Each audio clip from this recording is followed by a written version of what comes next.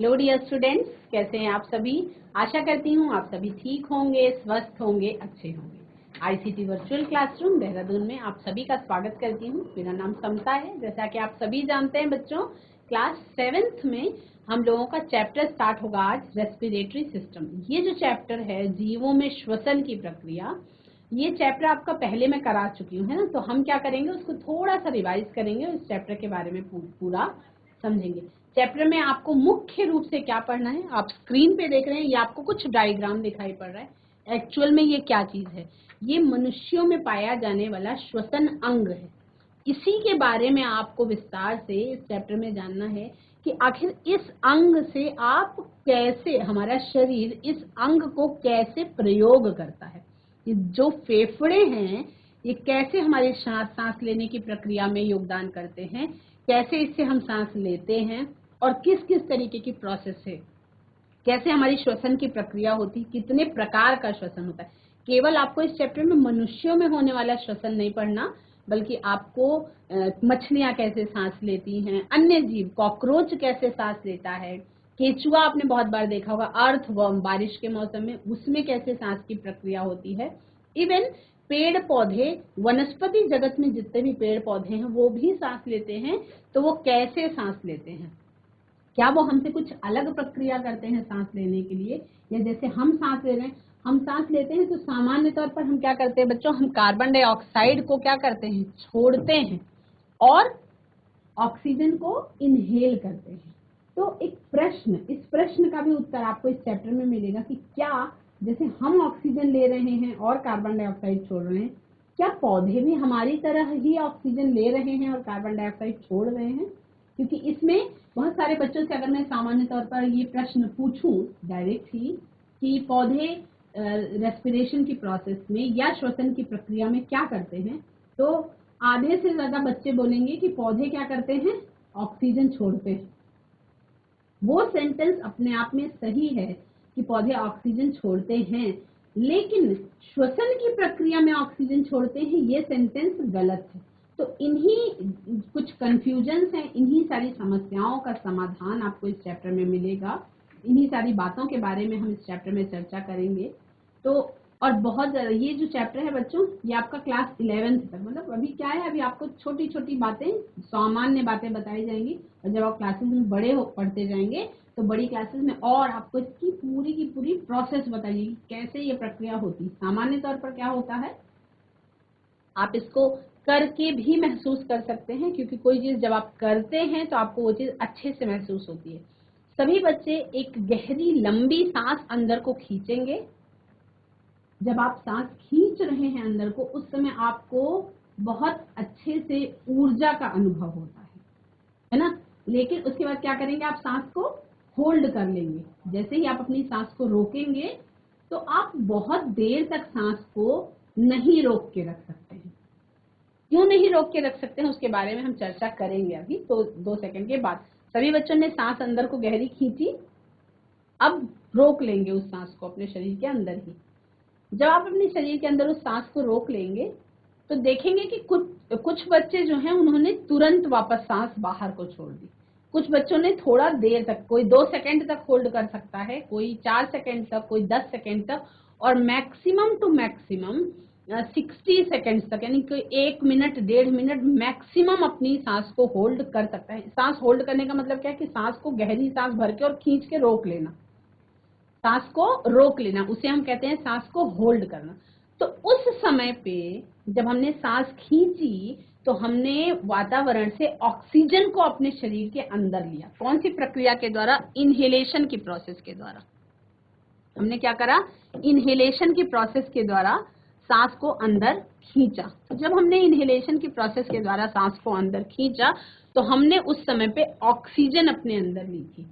तो ऑक्सीजन अंदर लेने के बाद हमारे शरीर में ऐसा क्या हुआ, क्योंकि ऑक्सीजन जो है वो तो हमारे शरीर के लिए प्राण वायु है।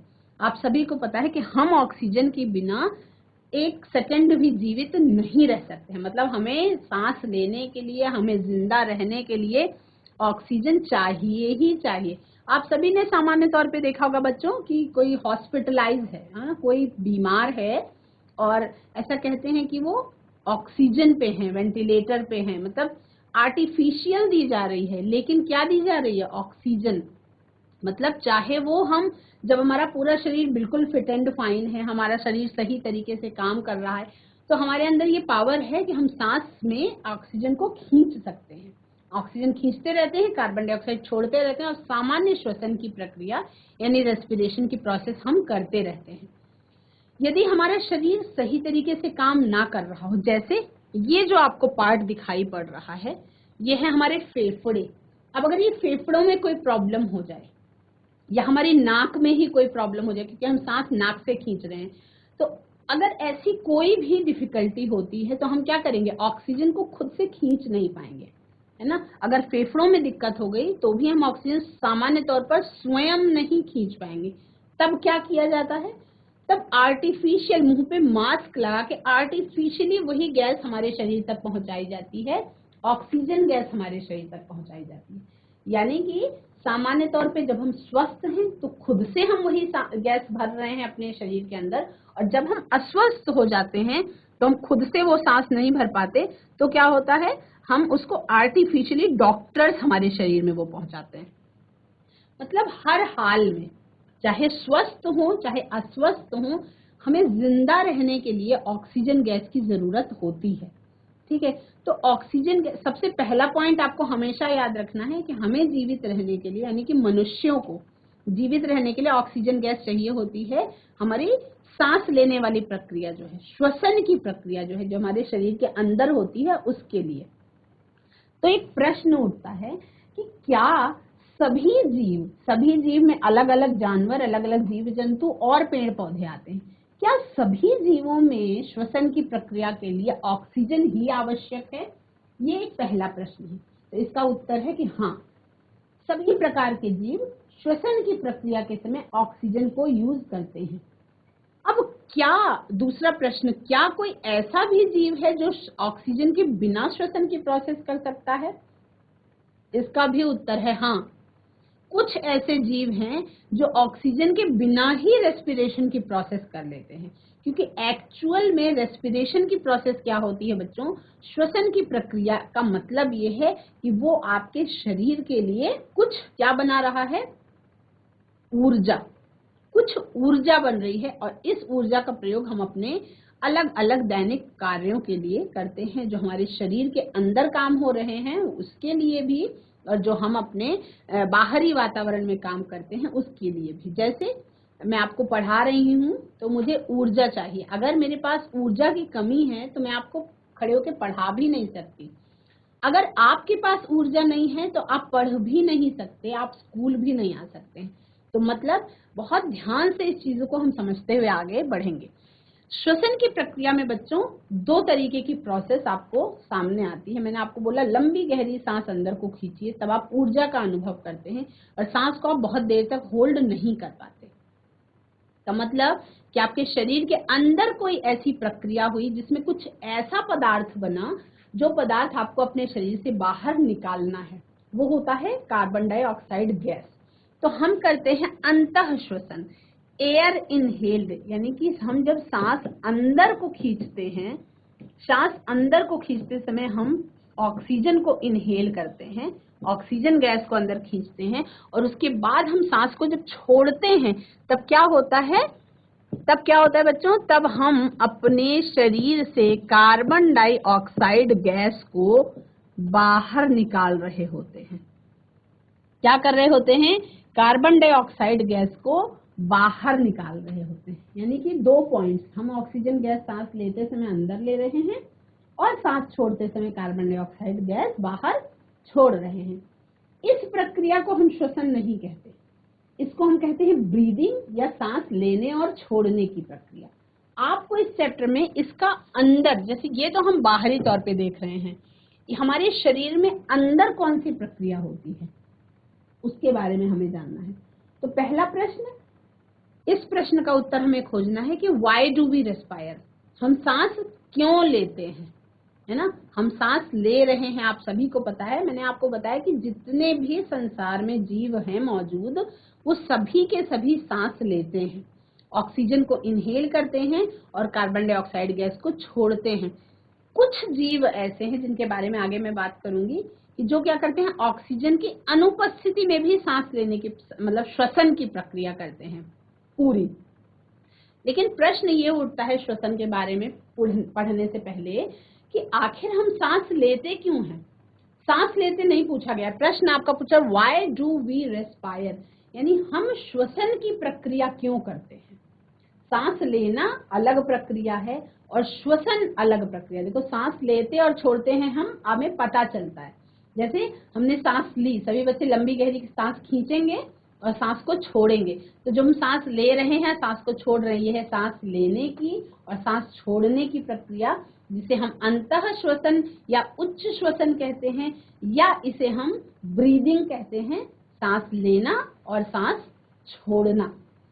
लेकिन ये जो सांस लेने के बीच, सांस लेने के बाद और सांस छोड़ने से पहले, मतलब विद इन सेकेंड्स, कुछ सेकंड के अंदर ही हमारे शरीर की एक एक कोशिका में ऐसी कौन सी प्रक्रिया होती है जिससे हमें ऊर्जा मिलती है, और वो प्रक्रिया कैसे होती है, क्यों होती है, उसके बारे में हमें बात करनी है। Why do we respire, यानी हम श्वसन क्यों करते हैं, ये बहुत बड़ा प्रश्न है। हम क्या करते हैं, हम श्वसन क्यों करते हैं। कौन से प्रश्न का हमें उत्तर ढूंढना है कि हम श्वसन क्यों करते हैं। तो अब इस प्रश्न का उत्तर बहुत सारे बच्चों को हो सकता है पता हो और हो सकता है बहुत सारे बच्चों को ना पता हो। तो चलिए ढूंढते हैं हम इस प्रश्न का उत्तर कि हम श्वसन क्यों करते हैं। आप सभी को पता है when we are eating, sleeping और रीडिंग वी रिक्वायर एनर्जी। आप सभी को पता है जब हम बात करते हैं, हम खाना खाते हैं, हम पढ़ रहे होते हैं, मैं आपको पढ़ा रही हूँ, आप पढ़ रहे हैं, इवन हम जब सो भी रहे हैं, हम स्लीपिंग के दौरान भी, जब रात में हम सो गए और सुबह सो के उठे, उसके बीच में आपको लगता है कि हमने कोई काम नहीं किया, लेकिन केवल हम फिजिकली कोई काम नहीं करते, मतलब हम दौड़ भाग नहीं कर रहे होते हैं, उस टाइम पे हम खेल नहीं रहे होते हैं, उस टाइम पे हम लिख नहीं रहे होते हैं, लेकिन जो हमारा शरीर है बच्चों, ये क्या है, एक तरीके का मशीन ही है, मानव मशीन ही है। तो मशीन जो हमारी है वो निरंतर अपना काम करती रहती है। जब कोई भी बेबी बर्थ लेता है तो जन्म से लेकर के और जब तक डेथ नहीं हो जाती तब तक वो शरीर जो है वो लगातार काम करता रहता है। तो सोते समय भी हमें किस चीज की जरूरत होती है, एनर्जी की आवश्यकता होती है, ऊर्जा। यानी कि अगर ऊर्जा नहीं है तो हम सो भी नहीं सकते हैं, जिसको कहते हैं सोने का मतलब होता है आराम करना। लेकिन हम सांस नहीं लेंगे तो हम अगर मान लो सांस रोक दी जाए तो हम सो नहीं सकते।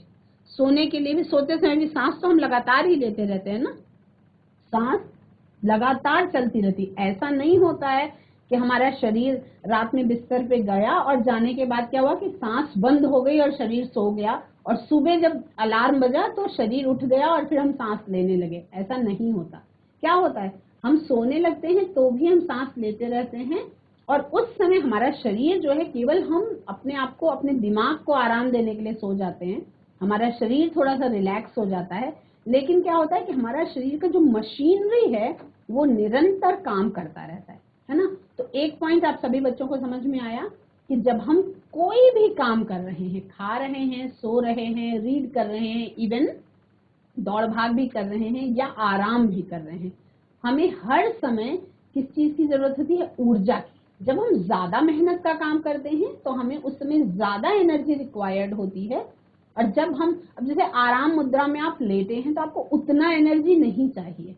लेकिन आप इसको खुद से अंदाजा लगा के देखिए, क्या जब आप दौड़ लगा रहे होते हैं तब आपको ज्यादा एनर्जी चाहिए होती है, या जब आप लेटे हैं तब आपको ज्यादा एनर्जी चाहिए। तो आप सभी को पता है जब हम बहुत दौड़ लगा रहे होते हैं तो उस समय पे हमें बहुत ज्यादा अमाउंट में एनर्जी चाहिए होती है, मतलब हम हाँफने लगते हैं। उसके बारे में भी आप बात अगले हम कुछ स्लाइड्स में बात करेंगे। तो पहला क्या जाना आपने कि हर समय पे हर प्रकार के काम को करने के लिए हमें क्या चाहिए, ऊर्जा चाहिए, पहला पॉइंट। दूसरा point, the food has stored energy which is released during respiration। अब ये जो ऊर्जा चाहिए हमें, ये ऊर्जा मिलती कहाँ से है, ये ऊर्जा मिलती कहाँ से है।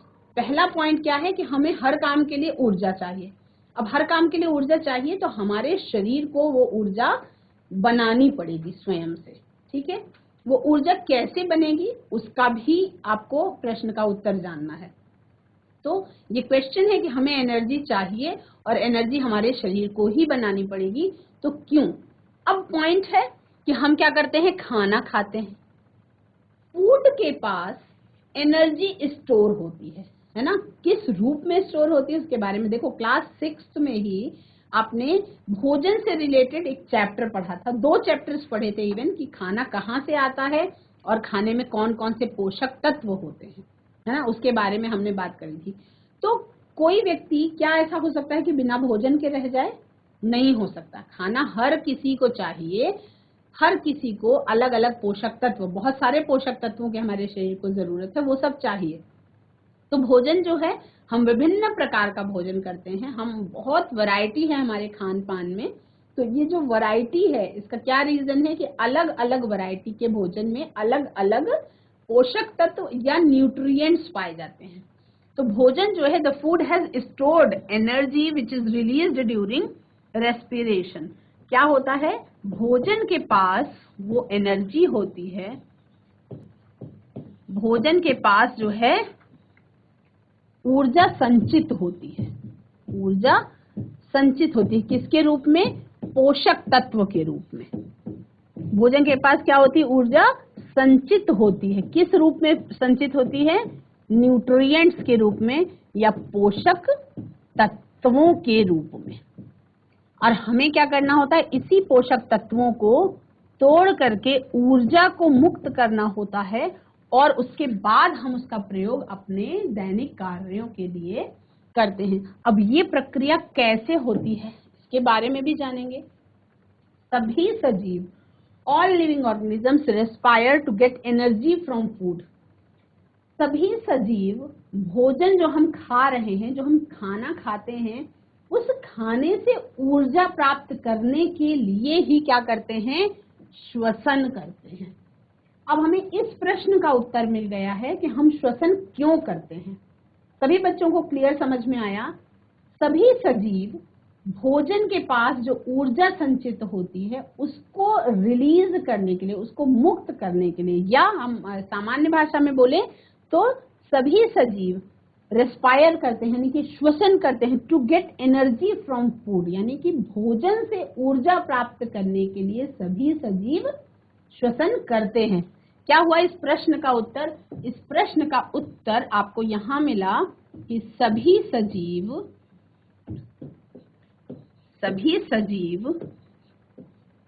भोजन से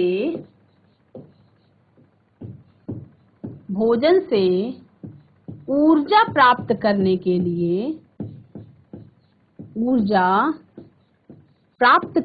के लिए, क्या करते हैं? श्वसन करते हैं। अब अगर इस प्रश्न का उत्तर आप सभी को समझ में आया कि सभी सजीव भोजन से ऊर्जा प्राप्त करने के लिए श्वसन करते हैं, तो अब समझ में आया कि हम श्वसन क्यों करते हैं। मतलब देखो, ये सारा प्रोसेस जो है बच्चों, पहली चीज तो हमने नहीं बनाई, पहली चीज तो किसी भी डॉक्टर ने ये प्रोसेस हमें इंट्रोड्यूस नहीं की है। ये जब से हम सांस लेते हैं, जब से हम जन्म से भी पहले से बात करेंगे, जब हम अपनी माँ के गर्भ में आते हैं, मम्मी के पेट में आते हैं, तभी से लेकर के और जब तक डेथ नहीं हो जाती तब तक ये सारी प्रक्रियाएं होती हैं हमारे शरीर में, है ना। तो ये पहली चीज तो इंसानों की इंट्रोड्यूस की हुई चीज नहीं है, ये हम कह सकते हैं कि भगवान ने ही ऐसा बनाया है, या प्राकृतिक तौर पे ये सब चीजें होती हैं। मतलब सांस हम लेना रोक नहीं सकते हैं, हमारे बस में ही नहीं है। हम बहुत सारी चीजें कंट्रोल कर सकते हैं, जैसे ये पेन मैंने पकड़ी है, मैं चाहूं तो इस पेन को ऐसे छोड़ दूं, गिर गई नीचे को, लेकिन ये नीचे को गिर गई, ये नेचुरल था। ये जो नीचे को गिरी, ये अगर मैं ऊपर को भी इस पेन को उछाल देती तब भी ये नीचे को गिर जाती। तो ये मेरे कंट्रोल में नहीं है कि मैं कोई चीज ऊपर को फेंकूं और वो ऊपर को चली जाए। उसके लिए आप सभी को पता है, जैसे मिसाइल्स वगैरह होती हैं, या मिसाइल्स भी नहीं, स्पेस के जो विमान होते हैं उनको बहुत पावर के साथ ऊपर भेजा जाता है, तब वो जाके यूनिवर्स में चले जाते हैं। अदरवाइज सामान्य तौर पे, क्योंकि क्या है, प्राकृतिक एक नियम है कि गुरुत्वाकर्षण बल के कारण जो है चीजें नीचे की तरफ गिर जाती हैं। तो इस पर मेरा क्या है, इस पर मेरा बस नहीं चला।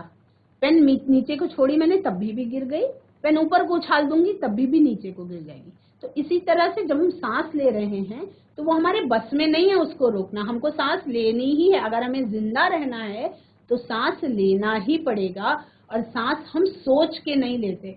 मतलब जैसे मैं आपको पढ़ा रही हूँ तो ऐसा नहीं करूँ कि बहुत बिजी हूँ, आपको पढ़ा रही हूँ तो पहले पढ़ा लूंगी उसके बाद सांस लूंगी, या बोलूँ कि अरे चलो थोड़ा सा सांस ले लेते हैं। कभी ऐसा होता है क्या बच्चों कि हम ये तो कहते हैं कि चलो हम खाना खा लें, हम ये कहते हैं कि चलो हम सोने जा रहे हैं, पर क्या कभी हम ऐसा कहते हैं कि चलो हम सांस लेने जा रहे हैं? मतलब सांस लेना हमारे लिए टास्क नहीं है। क्यों नहीं है? क्योंकि वो प्राकृतिक तौर पर होता रहता है निरंतर। तो हम सांस क्यों लेते हैं? सभी बच्चों को समझ में आ गया कि सभी सजीव भोजन से ऊर्जा प्राप्त करने के लिए सांस लेते हैं, और इसीलिए क्योंकि उसी भोजन से ही हमें ऊर्जा मिलती है, इसीलिए जब हमें एनर्जी कम लगने लगती है तो हमें क्या लगती है? भूख लगती है। बिना भूख के हम, मान लो हमें भूख ही ना लगे तो इसका मतलब यह है कि हमें उतनी ऊर्जा की आवश्यकता नहीं है। किसी को ज्यादा भूख लगती है, किसी को कम भूख लगती है, लेकिन भूख लगने का मतलब यह है कि आपके शरीर में एनर्जी चाहिए, और वो एनर्जी कहाँ से मिलेगी? फूड से मिलेगी। तो इसलिए नेचुरली प्राकृतिक तौर पे क्या होता है हमारे शरीर में, हमें भूख लगने लग जाती है। तो ये सब, जैसे प्रकृति बहुत महान है बच्चों, है ना। अब इसके बारे में अगर हम चर्चा करें कि ऐसा कैसे होता है ना, तो उसकी टेक्निक तो हम जान जाएंगे, है ना। आप पढ़ें तो आपको टेक्निक तो पता चल जाएगा, लेकिन ये हो क्यों रहा है ये हम नहीं समझ सकते। तो इसी के लिए कहते हैं छोटे बच्चों को ये यहाँ कोई सुपर पावर है जो ये सारी चीजें डायरेक्ट करती है ना। कोई ना कोई ऐसी शक्ति है जो इन सब चीजों को चला रही है, पूरे संसार को चला रही है, जिसको हम भगवान के रूप में मानते हैं ना, या प्राकृतिक कहते हैं, प्राकृतिक शक्ति है कोई। तो ये सारी चीजों के बारे में केवल हम बस पढ़ सकते हैं और इस रहस्य को जान सकते हैं कि कैसे हम सांस लेते हैं, सांस क्यों लेते हैं, ताकि हमें फूड से एनर्जी मिलती रहे।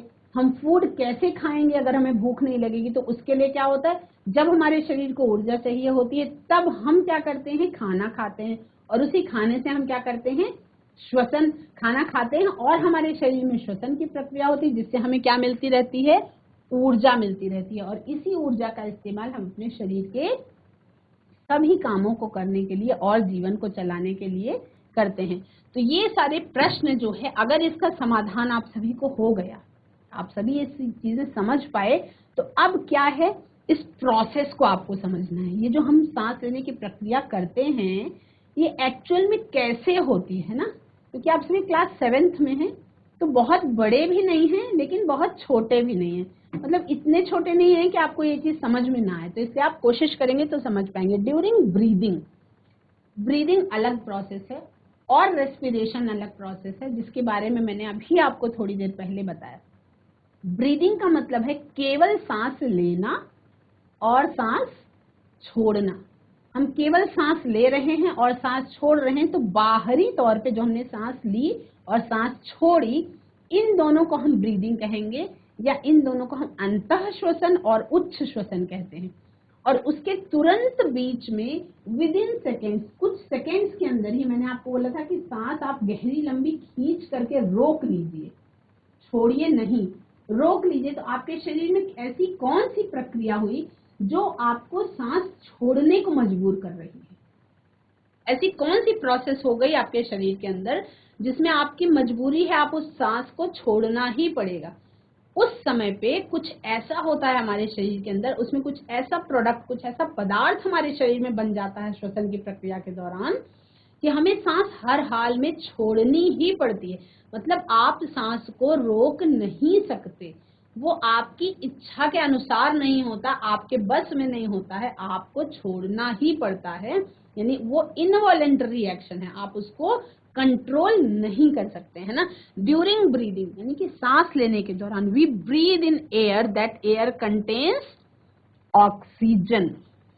अब तीसरा पॉइंट क्या समझ में आया कि हम जब सांस लेते हैं, हम का मतलब सभी मनुष्य, वो किसी भी देश में रह रहा हो, किसी भी दुनिया के कोने में हो, यहाँ तक कि स्पेस में भी हो, बिल्कुल यूनिवर्स में ही हो, कहीं पे भी हो, अंतरिक्ष में हो, चाहे वो समुद्र के अंदर हो, चाहे वो धरती पर हो, चाहे जिस दुनिया में हो, चाहे जिस कोने पर हो, उसको क्या चाहिए? ऑक्सीजन सांस लेने के लिए चाहिए। विभिन्न प्रकार के जीव जंतु, आपका हाथी, घोड़ा, बिल्ली, ऊंट से लेकर के केचुआ, चींटी, मगरमच्छ तक, सब के सब कुछ स्पेशल बैक्टीरिया हैं जिन्हें सांस लेने के लिए ऑक्सीजन नहीं चाहिए होती है। उसके बारे में हम जब श्वसन की प्रक्रिया में पढ़ेंगे तो ये सारी चीजें जानेंगे। तो क्या है कि सामान्य तौर पे सांस लेने के लिए हमें ऑक्सीजन चाहिए, पेड़ पौधों को भी ऑक्सीजन चाहिए सांस लेने के लिए, और हमें भी चाहिए। तो ये क्या है? ड्यूरिंग ब्रीदिंग, यानी कि सांस लेने की प्रक्रिया के दौरान हम जो गैस अपने शरीर के अंदर खींचते हैं, जिससे हमें ऊर्जा का अनुभव होता है, वो है ऑक्सीजन। तो ये बिल्कुल एक पॉइंट ध्यान रखेंगे, हम ऑक्सीजन गैस को इनहेल करते हैं, ऑक्सीजन गैस को अपने शरीर के अंदर लेते हैं। और ऐसा क्या होता है सांस लेने के बाद, जब हम सांस होल्ड कर लेते हैं तो ऐसा क्या बन जाता है जिसलिए हमें हर हाल में सांस को छोड़ना पड़ता है? वो चीज है बच्चों कार्बन डाइऑक्साइड। क्या है? CO2, एक प्रकार की गैस जो जब हम ऑक्सीजन को खींचते हैं तो एक प्रकार की गैस हमारे शरीर में बन जाती है, जिसको हमें हर हाल में शरीर से बाहर निकालना होता है।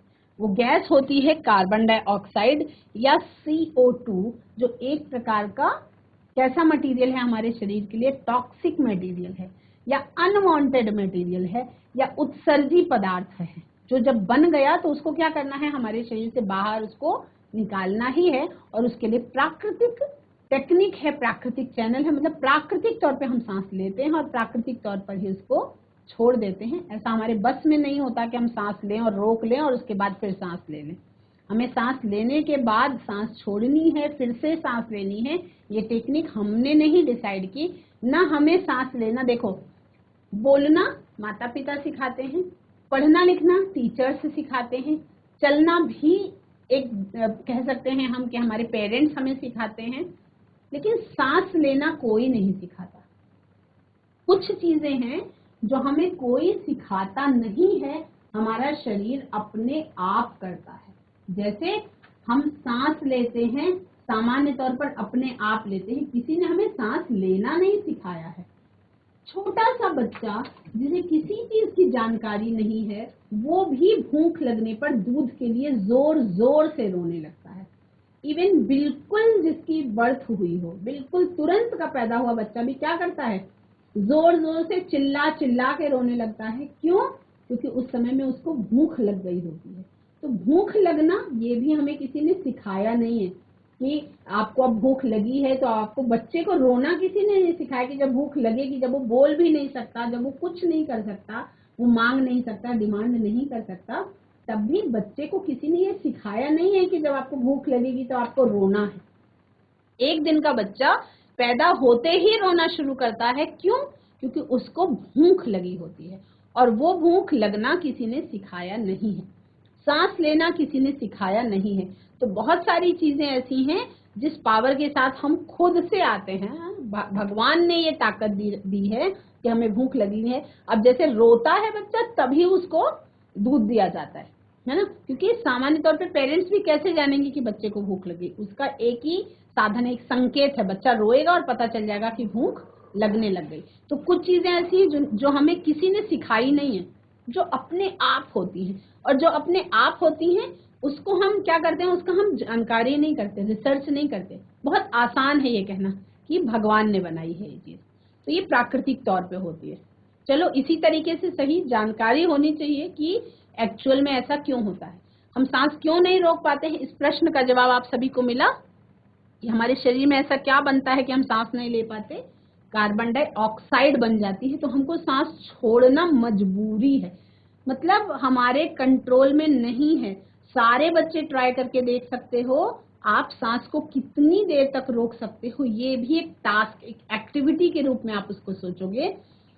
कुछ बच्चे 2 सेकंड में छोड़ देंगे, कुछ बच्चे 20 सेकंड तक होल्ड कर सकते हैं। बहुत मैक्सिमम जिसने किया वो 1.5 मिनट तक सांस को होल्ड कर सकता है। जैसे अब हम अगर बाबा रामदेव की बात कर लें, या जो योग करते हैं बहुत सारे लोग, उनकी हम बातें करें तो वो सांस को अपनी सांसों पर क्या होता है, थोड़ा कंट्रोल होता है। जो सांसों का व्यायाम करते हैं उनका अपनी सांसों पर कंट्रोल होता है, तो वो अपनी सांस को थोड़ा ज्यादा देर तक होल्ड कर सकते हैं सामान्य व्यक्ति से। लेकिन जो सामान्य व्यक्ति है उसका कंट्रोल ऐसा नहीं होता, वो थोड़ी देर तक होल्ड कर सकता है, उसके बाद ऑटोमेटिक यानी कि बिना किसी एक्स्ट्रा एफर्ट के क्या होगी, सांस ऑटोमेटिक छूट जाएगी, जिस पर कंट्रोल नहीं होगा। तो वो क्यों होता है, क्योंकि हमारे शरीर में एक उत्सर्जी पदार्थ बन जाता है श्वसन की प्रक्रिया में, जिसे हम क्या कहते हैं, कार्बन डाइऑक्साइड कहते हैं। तो हमें इस स्लाइड से कुछ प्रश्नों के उत्तर मिल गए। क्या क्या, कि हम श्वसन क्यों करते हैं, समझ में आ गया। हम श्वसन की प्रक्रिया करते हैं ताकि हमें क्या मिले, एनर्जी। हमें हर काम को करने के लिए ऊर्जा की आवश्यकता है। ऊर्जा कहाँ पे संचित रहती है, भोजन में संचित रहती है। और इस भोजन में संचित ऊर्जा को निकालेंगे कैसे, तो उसके लिए हम क्या करते हैं, खाना खाते हैं, और खाने से कुछ ऐसा होता है जिसमें पोषक तत्व जो है वो हमारे शरीर में टूटते हैं। जो पोषक तत्व शरीर में टूटते हैं उसके लिए क्या होती है, श्वसन की प्रक्रिया होती है। तो पहली प्रोसेस बाहरी तौर पे है, हम सांस लेते हैं और सांस छोड़ते हैं, जिसके बारे में हमें कुछ भी नहीं पता। और दूसरा क्या होता है, हमारे शरीर के अंदर होता है, हमने सांस ली और सांस को होल्ड किया, ऑटोमेटिक हम सांस को छोड़ देंगे। क्यों, क्योंकि उस समय कुछ ऐसा हमारे शरीर में बन गया कि जो हम अपने शरीर में रोक नहीं सकते, है ना, जो हमारे शरीर के लिए जहरीला है, वो क्या है, कार्बन डाइऑक्साइड। तो जैसे ही हमारे शरीर में कार्बन डाइऑक्साइड बनी, जैसे ही ज्यादा होने लगी, ऑटोमेटिक हमारे शरीर ने उसको रिलीज कर दिया। रिलीज करने के लिए भी सिस्टम है, हम नाक से सांस को छोड़ देते हैं बाहर। जब हम सांस लेते हैं तो हम ऑक्सीजन अंदर करते हैं, लेकिन जब हम छोड़ते हैं सांस तो हम ऑक्सीजन को अंदर, मतलब ऑक्सीजन को बाहर नहीं छोड़ते। ऑक्सीजन हमारे शरीर में यूज हो जाती है, प्रोडक्ट के रूप में कार्बन डाइऑक्साइड बनता है, और कार्बन डाइऑक्साइड को हम अपने शरीर से बाहर छोड़ देते हैं। तो आशा करती हूँ यहाँ तक सभी बच्चों का पॉइंट क्लियर हो गया होगा। अब ये पॉइंट्स जब क्लियर हो जाएंगे बच्चों, तब आपको रेस्पिरेशन के बारे में पढ़ना है। अभी तक क्या है, जिसको हम कहते हैं कि ऊपर ऊपर की नॉलेज हो गई, मतलब सांस श्वसन शब्द क्या है, सांस लेना क्या है, सांस छोड़ना क्या है, हम सांस क्यों ले रहे हैं, इस प्रश्न का उत्तर मिल गया। सांस लेते समय क्या अंदर ले रहे हैं, सांस छोड़ते समय हम क्या बाहर छोड़ रहे हैं, इन सारे प्रश्नों का उत्तर मिलने के बाद आपको अब पढ़ना है श्वसन के प्रकारों के बारे में। जो श्वसन होता है ये कितने प्रकार का होता है, अलग अलग जीवों में कैसे होता है, उस प्रक्रिया को समझने के लिए आपको, आशा करती हूँ आज ये सारा पॉइंट्स क्लियर हो गया होगा। तो अगर ये सभी क्लियर है तो अब हम अगले सेशन में क्या करेंगे, सेलुलर रेस्पिरेशन की बात करेंगे। तो क्योंकि सेलुलर रेस्पिरेशन के लिए आपको नया सेशन चाहिए, तो आज की क्लास में जो भी आपने पढ़ा उसमें अगर किसी भी प्रकार की कोई कंफ्यूजन है, मान लीजिए कोई पॉइंट नहीं समझ में आया, तो आप हाथ खड़े करके मुझसे पूछ सकते हैं, आप चैट के माध्यम से पूछ सकते हैं, आपके पास बहुत सारे ऑप्शंस हैं, आप किसी भी तरीके से अपना प्रश्न पूछ सकते हैं। और सबसे बड़ी रिक्वेस्ट क्या है कि बच्चों को माइक हाथ में लेना है और सवाल पूछने ही पूछने हैं, क्योंकि विज्ञान विषय को समझने के लिए क्या चाहिए बच्चों, जिज्ञासा। जिज्ञासा होती सभी के मन में है, पर बच्चे क्या करते हैं, किसी हेसिटेशन के कारण या शर्माने के कारण या वो सोचते हैं कि नहीं हम नहीं पूछेंगे। क्यों नहीं पूछेंगे, क्योंकि डर लगता है या शर्म आती है या हम हेसिटेट करते हैं, संकोच करते हैं। तो ये क्लासेस किस लिए हैं, ताकि आपकी सारी प्रॉब्लम्स का सॉल्यूशन हो सके। तो आपको संकोच भी नहीं करना है, आपको डरना भी नहीं है, घबराना भी नहीं है, आपको प्रश्न पूछना है।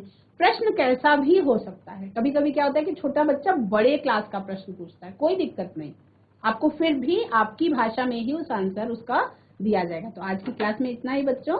आईसीटी वर्चुअल क्लास से जुड़ने के लिए आप सभी का धन्यवाद। That's all for today. Have a nice day, take care.